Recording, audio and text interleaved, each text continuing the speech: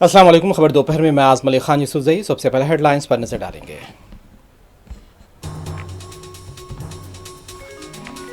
वज़ीर आज़म मोदी को हिम्मत और हौसला दिखाना चाहिए और वाज़ेह तौर पर कह देना चाहिए कि ट्रंप आप झूठ बोल रहे हैं। कांग्रेस की मोदी हुकूमत की खारजा पॉलिसी पर तनकीद।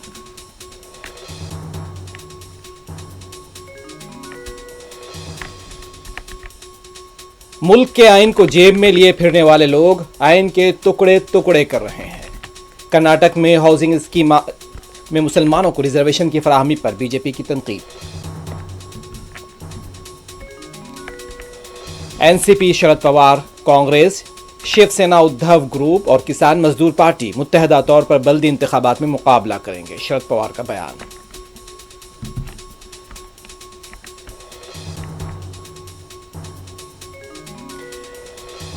टोली चौकी के पैरामाउंट कॉलोनी में बड़े पैमाने पर पुलिस का सर्च ऑपरेशन।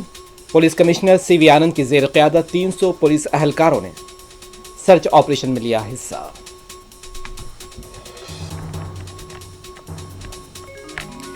इजराइल और ईरान के दरमियान जंग जारी। अक़वाम मुत्तहिदा की इस्लामती कौंसिल का आज होगा अहम इजलास।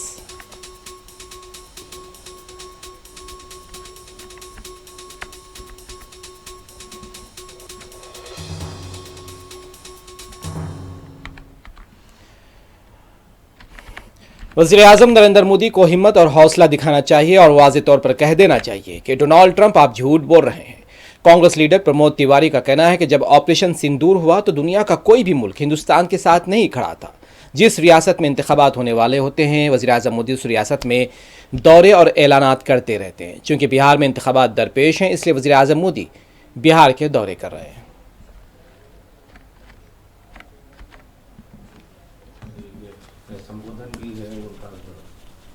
मैं इतना कहना चाहता हूँ, लगता है बिहार में चुनाव होने वाले हैं।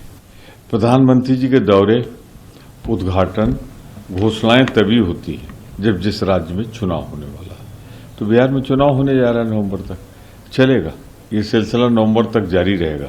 पर प्रधानमंत्री जी, मैं आपसे कहना चाहता हूँ, बिहार की धरती क्रांति की धरती है। हिम्मत जुटाइए जयप्रकाश नारायण की धरती पर, हिम्मत जुटाइए विनोबा भावे की धरती पर, जहां उन्होंने जाके भूदान में बहुत कुछ काम किया था। 42 की क्रांति की धरती पर हिम्मत जुटाइए और वहीं से बोल दीजिए ट्रंप गलत बयानी कर रहे हैं। अगर आप नहीं बोलेंगे तो मुझे तो यही लगेगा, मोदी जी आप क्यों भी अकेले पड़ गए। जो ये हुआ था ना आपका सिंदूर ऑपरेशन, एक देश भी आपके साथ नहीं खड़ा हुआ था। आपकी विदेश नीति पूरी तरह फेल हो गई है।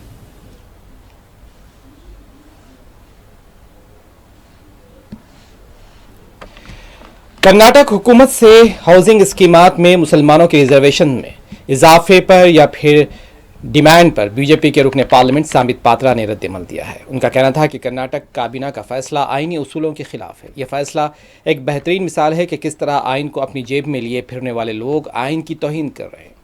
उनका इल्ज़ाम है कि कांग्रेस पार्टी और गांधी खानदान के लिए मुल्क का आइन मजहबी तस्कीन के मुकाबले सानवी हैसियत रखता है। बताया जाता है कि कर्नाटक के काबीना वजीर ज़मीर अहमद खान ने रियासती हुकूमत को ये तजवीज़ पेश की थी।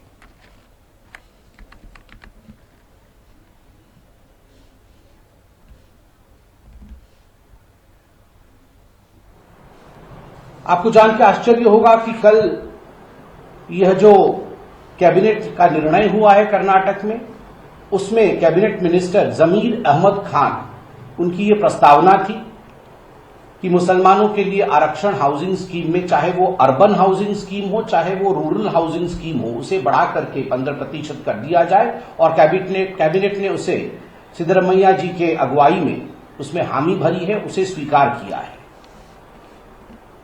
यह भी विदित है कि सुप्रीम कोर्ट ने स्पष्ट रूप से यह निर्णय दिया है कि there can be no reservation based on religion. धर्म के आधार पर, धार्मिक आधार पर किसी भी प्रकार का कोई रिजर्वेशन नहीं हो सकता है।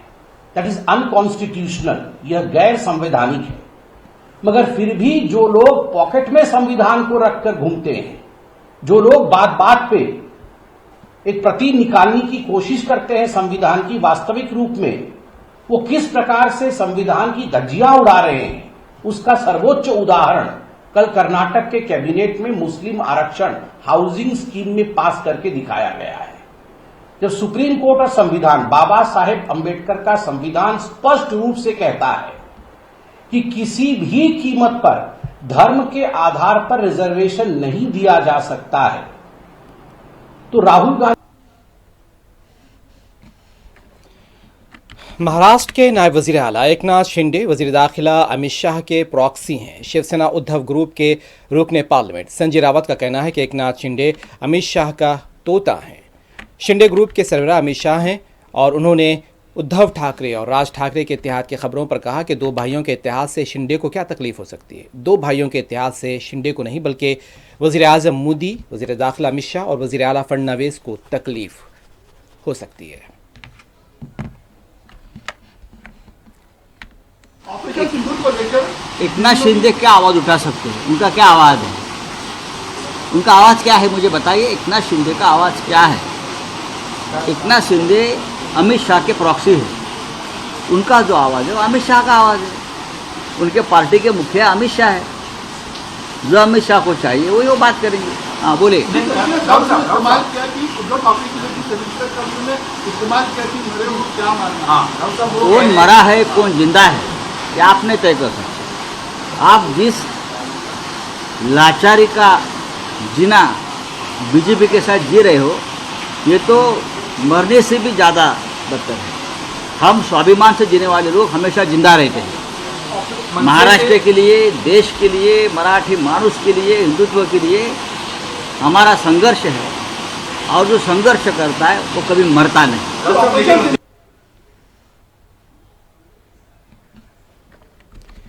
कांग्रेस पार्टी मुसलमानों की खुशामंदाना सियासत करती है और बीजेपी लीडर सामित पात्रा का दावा है कि कर्नाटक की फलाही स्कीमात में भी मुसलमानों को 4% रिजर्वेशन दिया गया है।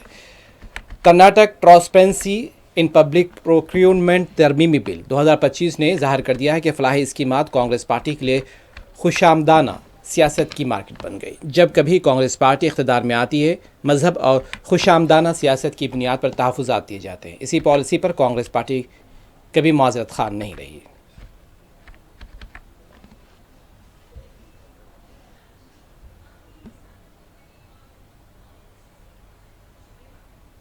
कर्नाटक में आपने देखा होगा मार्च के महीने में 21 मार्च को एक अमेंडमेंट लाया गया था, Karnataka transparency in public procurement amendment bill 2025।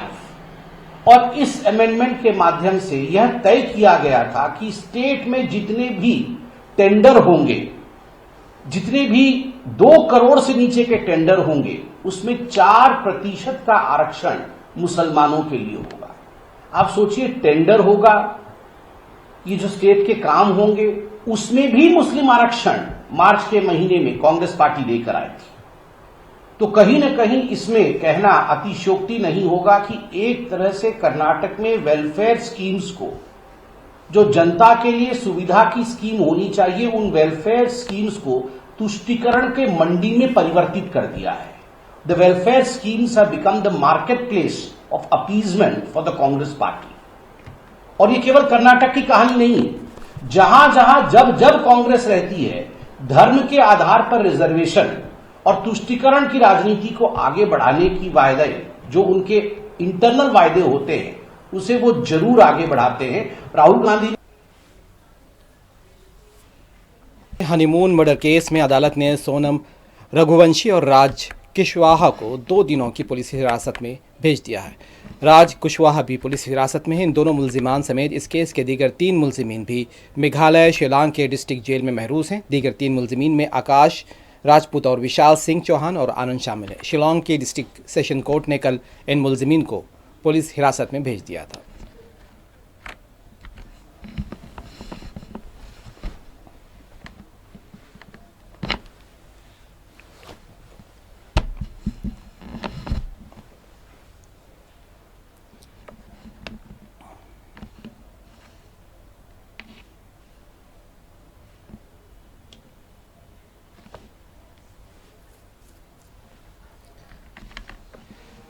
Maharashtra NCP SCP सदर शरद पवार ने महाराष्ट्र के बल्दी इंतखाबात समेत हिंद अमरीकी ताल्लुकात पर इजहार ख्याल किया। उनका कहना था कि NCP SCP Congress Shiv Sena Uddhav group और किसान मजदूर पार्टी मिलकर बल्दी इंतखाबात के बारे में बातचीत करेंगे, क्योंकि हम मुत्तहदा तौर पर बल्दी इंतखाबात में मुकाबला करना चाहते हैं।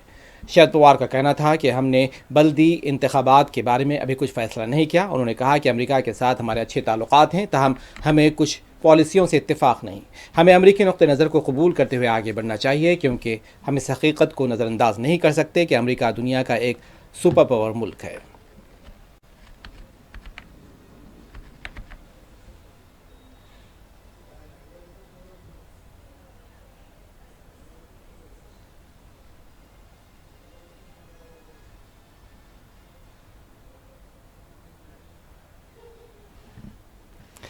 आप पार्टी लीडर और साबिक नायब वज़ीर आला मनीष सिसोदिया दिल्ली में क्लासरूम कंस्ट्रक्शन स्कैम मामले में आज एसीबी के सामने पेश हुए हैं। इस सिलसिले में मनीष सिसोदिया का कहना था कि ये एक फर्जी केस है और अवामी तवज्जो हटाने के लिए बीजेपी इस तरह के फर्जी केसेस दायर करती है। उनका कहना था कि बीजेपी सिर्फ फर्जी एफआईआर दर्ज कराती है और केस चलता रहता है। ये मुकम्मल तौर पर एक झूठा मुकदमा है, उन्हें इस केस में भी कुछ हाथ नहीं लगेगा।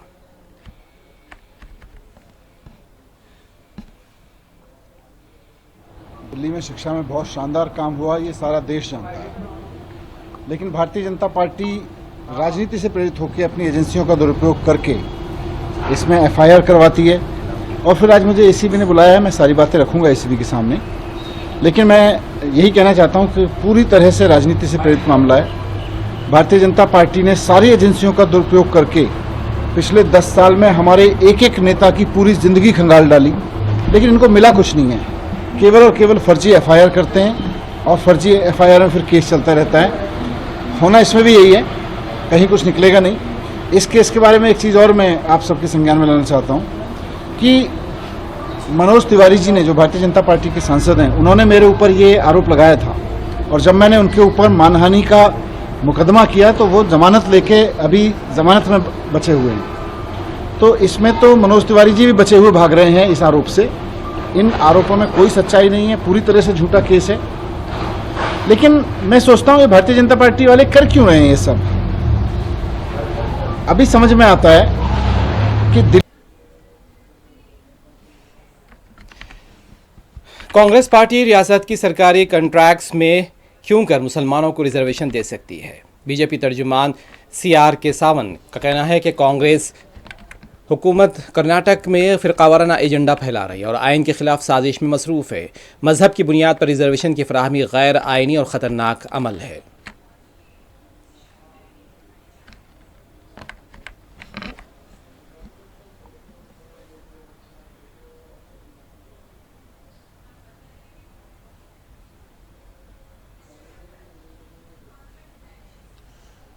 The Congress government in Karnataka is perilously peddling a divisive communal agenda and conspiring against our constitution.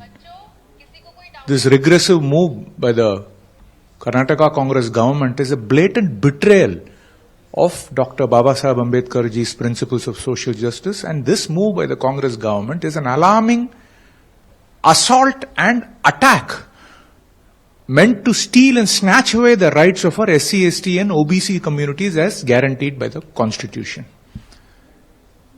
This is not new to the Congress party. This parochial, dangerous politics of religious, bigoted vote bank politics, of religious appeasement is not new to the Congress party. Some time back we saw how the Congress party had given 4% reservation to Muslims in government contracts. One should keep in mind the devious ploy of the Congress party, because even then there were reservations which BJP के रुकने parliament Ravishankar प्रसाद का कहना है कि वज़ीर आज़म मोदी आज बिहार का दौरा कर रहे हैं। उनका कहना था कि बिहार की तरक्की वज़ीर आज़म मोदी के दिल में रची बसी है। वज़ीर आज़म जब भी बिहार आते हैं हज़ारों करोड़ रुपए के तरक्याती मंसूबे बिहार में हकीकत बन जाते हैं। आरजेडी लीडर तेजस्वी यादव की जानिब से एनडीए की तनकीदों पर उनका कहना था कि वो इस नौयत की तनकीदों पर तबसरा नहीं करना चाहते।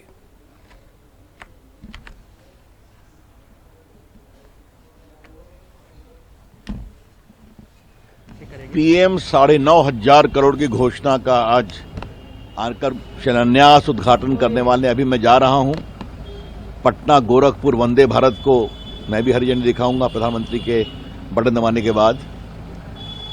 बिहार के विकास प्रधानमंत्री जी के हृदय में है और आप देखते हैं जब आते हैं हजारों करोड़ की योजना जो उतरती है जमीन पर।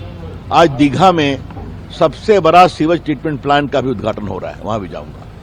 बाकी बादशाही पैन पर हो रहा है। तो इस तरह से काम होता है। उनके पास बोलने के लिए क्या है, कुछ है क्या, तो छोड़ दीजिए, उनको बोलने दीजिए। हम लोग का काम है बिहार के विकास को आगे बढ़ाना। एनडीए का मतलब वो बोल रहे हैं कि नेशनल दामाद ऐसा है, हमको इन हल्की बातों पर कोई टिप्पणी नहीं करनी है।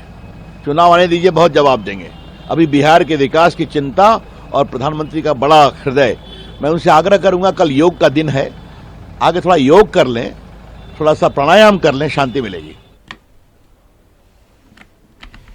हैदराबाद के टोली चौकी पुलिस स्टेशन के हुदूद में वाक़ पैरामाउंट कॉलोनी में आज जुमा की सुबह पुलिस ने बड़े पैमाने पर सर्च ऑपरेशन अंजाम दिया है। इस सर्च ऑपरेशन का मकसद इलाके में लॉ एंड ऑर्डर की बरकरारी समेत गैरकानूनी सरगर्मियों, गैर मुल्की बाशिंदों के गैरकानूनी क़ियाम और वीज़ा उसूलों की खिलाफ वर्जी की रोकथाम था। यह सर्च ऑपरेशन सुबह तकरीबन 5 बजे से सुबह 8 बजे तक जारी रहा। इस सर्च ऑपरेशन में टास्क फोर्स, HNU और आर्म्ड रिजर्व यूनिट से वाबस्ता तकरीबन 300 सिक्योरिटी एहलकारों ने हिस्सा लिया। पुलिस कमिश्नर CV आनंद की ज़ेर निगरानी इस सर्च ऑपरेशन में एडिशनल DCPs, 4 ACPs ने भी शिरकत की। पुलिस ने इलाके के 300 मकानात में तलाशी ली और पासपोर्ट की तनकीह यानी वेरिफिकेशन के लिए 28 अफ्रीकी नजात बाशिंदों को पुलिस स्टेशन मुंतकिल किया, जिनमें नाइजीरिया, एथोपिया, कीनिया और सोमालिया से ताल्लुक़ रखने वाले गैर मुल्की बाशिंदे भी शामिल हैं। इब्तदाई जांच में बताया गया है कि कम से कम 18 अफराद की मुद्दत वीज़ा ख़त्म हो चुकी थी। ऑपरेशन के दौरान पुलिस ने मुतालिका दस्तावेज़ात पेश न करने पर 32 टू व्हीलर्स और गैर कानूनी तौर पर इस्तेमाल होने वाले गैस सिलेंडर्स भी जब्त किए हैं। पुलिस का कहना है कि शहर के दीगर हसास इलाकों में भी इसी तर्ज के ऑपरेशन अंजाम दिए जाएंगे।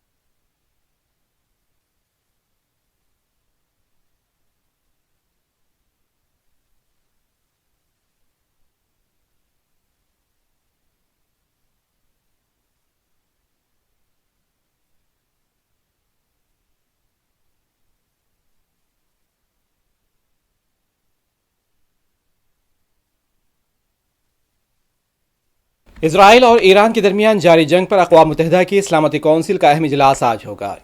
इसके अलावा जर्मनी, फ्रांस और बरतानिया के वज़ीर ख़ारजा आज जनेवा में ईरानी हम मनसब से जौहरी मुज़ाकरात करेंगे। ईरानी वज़ीर ख़ारजा अब्बास अराक़ची ने भी मुज़ाकरात में शिरकत की तस्दीक की है और वाज़ेह है कि यूरोपीय वज़ीर ख़ारजा के ईरानी हम मनसब से मुमकिना मुलाकात पर अमरीका ने भी इत्तफ़ाक़ किया है।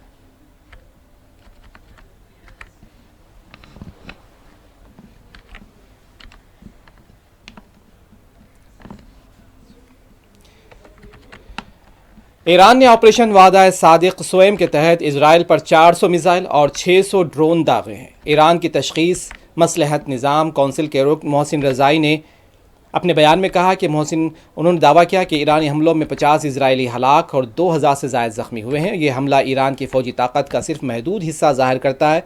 उन्होंने कहा कि ईरान ने अपनी हकीकी सलाहियत का 30% से भी कम इस्तेमाल किया, जबकि ईरान ने अपनी पोशीदा सलाहियत का 5% से भी कम इस्तेमाल किया है और इजराइल ने 30% का।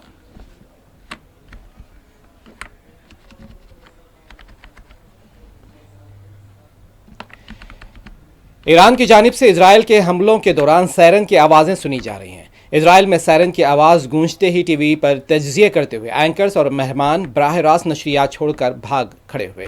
माइक्रो ब्लॉगिंग वेबसाइट एक्स पर सामने आने वाली वीडियो में देखा जा सकता है कि इजरायली न्यूज़ चैनल 14 की नशरियात के दौरान ईरान के मिसाइल हमलों की इत्तला के लिए जैसे ही सायरन बजे तो स्टूडियो में मौजूद एंकर्स और मेहमानों पर खौफतारी हो गया। मज़कूरा वीडियो सोशल मीडिया सारिफ ने पोस्ट की, जिसने अपनी ट्वीट में लिखा, इजरायली टीवी पर एक बराह रास्त मुबाहिसे के दौरान ईरान के आने वाले मिसाइलों के ख़तरे की इत्तला के लिए जैसे ही सायरन बजे तो मेज़बान और मेहमान फौरी स्टूडियो छोड़कर चले गए, प्रोग्राम रोक दिया गया।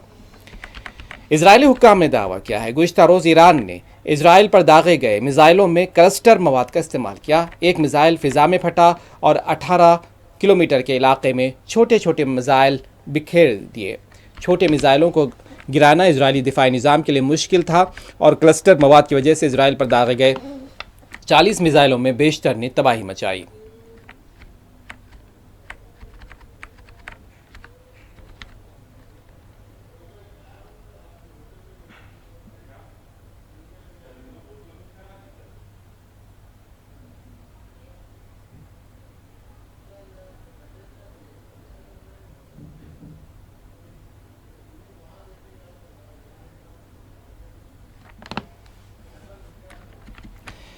अमरीकी अखबार न्यूयॉर्क टाइम्स ने दावा किया है कि अगर ईरान के खिलाफ फौजी दबाव बढ़ाया गया तो वो न्यूक्लियर हथियार बनाने की जानिब मुमकिन तौर पर बढ़ सकता है।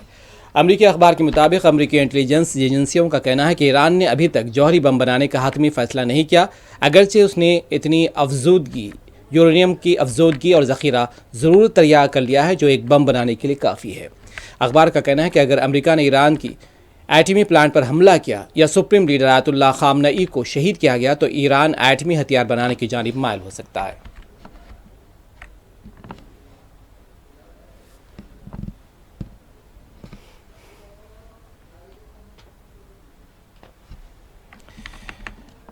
इजराइल और ईरान के बीच हमलों का तबादला जारी है। ताज़ा हमलों में ईरान ने इजराइल में वाक़ माइक्रोसॉफ्ट की इमारत के करीब कई हमले किए हैं। इन हमलों में 5 अफराद के ज़ख्मी होने की इत्तलात हैं। इजरायली इमरजेंसी सर्विसेज के मुताबिक ईरान मिसाइल हमले में 5 अफराद ज़ख्मी हुए। ये मिसाइल मुतअद्दिद रिहायशी इमारतों के करीब गिरे और जिससे करीबी घरों को नुकसान पहुँचा। अमरीकी टीवी चैनल ने भी ये कहा है कि ये मिसाइल जिस जगह गिरा है वहाँ टेक्नोलॉजी पार्क भी था, जहाँ अमरीकी टेक्नोलॉजी माइक्रोसॉफ्ट का दफ्तर भी मौजूद था।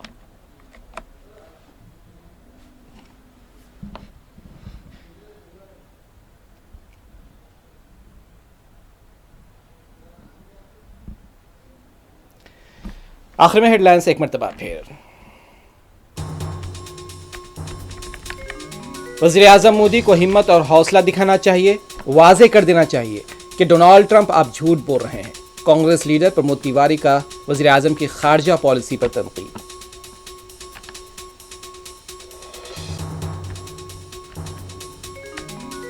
आइन को जेब में लिए फिरने वाले लोग आइन के टुकड़े टुकड़े कर रहे हैं। कर्नाटक में हाउसिंग स्कीमात में मुसलमानों को रिजर्वेशन की फराहमी पर बीजेपी की तनकीद।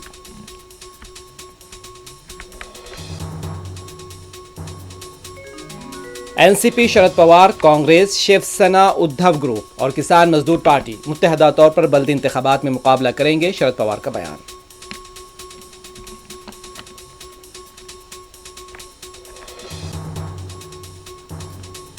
टोली चौकी के पैरामाउंट कॉलोनी में बड़े पैमाने पर पुलिस का search operation. Police commissioner C V Anand की जेर क़यादत 300 पुलिस एहलकारों ने सर्च ऑपरेशन में लिया हिस्सा।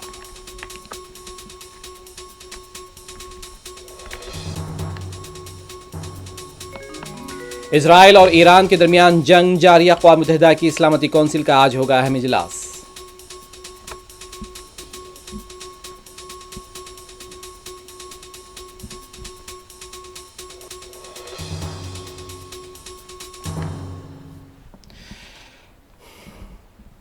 खबर दोपहर में बस इतना ही। आज़म अली खान यूसुफ ज़ई को दें इजाज़त। खुदा हाफिज़।